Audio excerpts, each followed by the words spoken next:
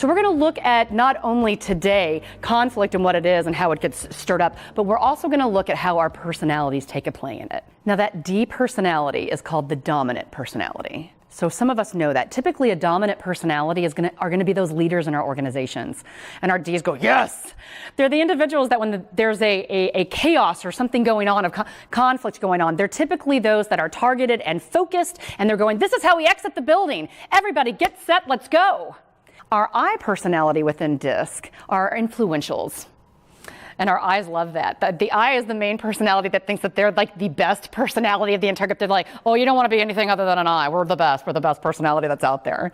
But they're the social ones. And then the big idea makers. They're the ones that are thinking of and conceptualizing, hey, let's think outside of the box.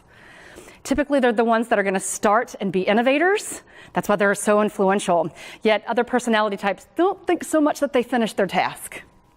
But they are influential because they are so social and so engaging. They're the cheerleaders of our organizations. The S is the steady personality. Their mantra typically is, there is no I in team.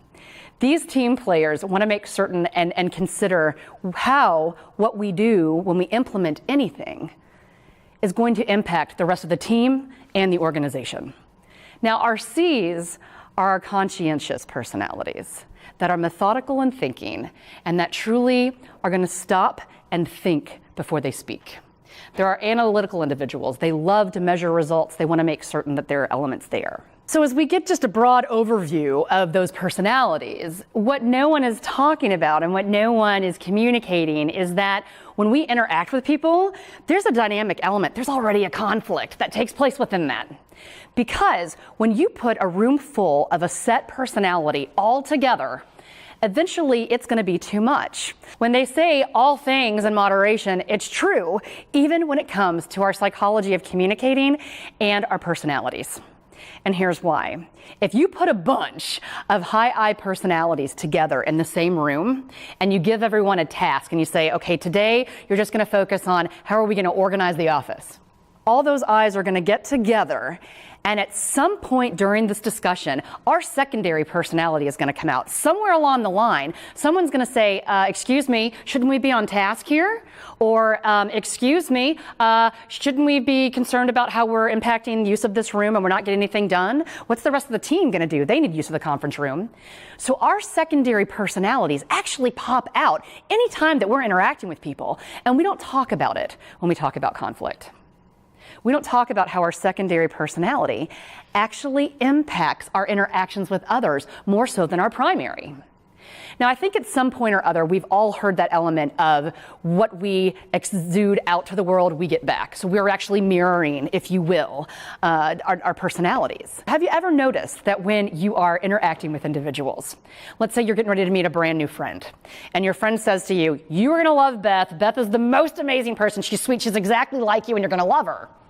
And then you meet this individual, and you can't stand them. You can't stand them. It's because they're too much like us. It's like our magnets have flipped at that point. Our secondary personality comes up and we start judging. And it's because of that similarity, that such strong similarity, that we do find that conflict within there. So what do we do? How do we look at conflict? What can we see it? Now, some people say, I see it as an opportunity. I absolutely can see it as a way to do service recovery, if you will. And that's a great approach. I love, and having a background of customer service, I love conflict. I use it as a way of like going, oh my goodness, yay. We can look at our processes and figure out what we can do better. We can look at certain patterns that we might have with our client interaction. So when we look at conflict, yes, there is opportunity. It is a way for us to look at different ways to evaluate our existing processes. It's a way for us to look and see, is there a pattern here? Do we keep having this same client complaint every single time?